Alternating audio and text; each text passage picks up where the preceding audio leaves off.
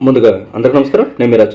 ఆంధ్రప్రదేశ్కి సంబంధించి జగన్మోహన్ రెడ్డి గారు అధికారంలోకి వచ్చిన తర్వాత టీటీడీకి సంబంధించిన దేవస్థానం ఏదైతే ఉందో తిరుమల తిరుపతి దేవస్థానం, దాన్ని పక్క బిజినెస్గా మార్చేశారు. అది వైసీపీలో ఉన్న మంత్రులు కావచ్చు, లేకపోతే పెద్ద పెద్ద తలకాయలు ఏవైతే ఉన్నాయో ప్రతి ఒక్కరు కూడా దానిలో తాడేపల్లి పిల్లికి సంబంధించిన వాటా కూడా చేరింది అనే ఆరోపణలు అయితే ఉన్నాయి.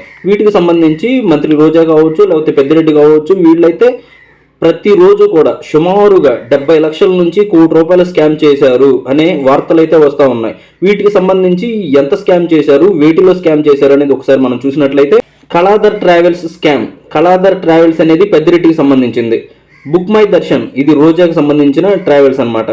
దీనికి సంబంధించి కళాధర్ ట్రావెల్స్కి పెద్దిరెడ్డి యొక్క బినామీ Kaladhar. Next book my Darshan కింద 75 టికెట్లు కేటాయింపు. రోజా బుక్ మై దర్శన్ ఉంది కదా, దానికి సంబంధించి ప్రతిరోజు టూరిజం డిపార్ట్మెంట్కు 1000 దర్శనం టికెట్లు కేటాయిస్తే అందులో 800 టికెట్లు కేవలం పెద్దిరెడ్డికి సంబంధించిన వాళ్ళకే కేటాయించారు.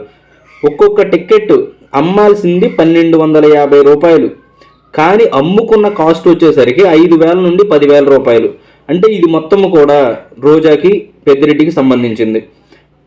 నడవాల్సింది 30 బస్సులు, నడిచింది 4 బస్సులు. ఈ టికెట్లు అమ్మకం కోసం రోజా టీం 20 మంది ఉన్నారు. అంటే ఓన్లీ ఈ టికెట్స్ ఏవైతే ఉన్నాయో దర్శనం టికెట్లు, వీటిని అమ్మకానికి రోజాకి సంబంధించిన బినామీలు 20 మంది ఉన్నారు. అంటే సుమారుగా మీరు ఒక్కసారి ఆలోచించండి, వీళ్ళ యొక్క రోజులో 70 లక్షల నుంచి ₹1 కోటి వరకు ఈ విధంగా స్కామ్ చేశారు అంటే తిరుమల తిరుపతి దేవస్థానాన్ని ఎంత భ్రష్టు పట్టించారో మనం ఒకసారి ఆలోచించవచ్చు.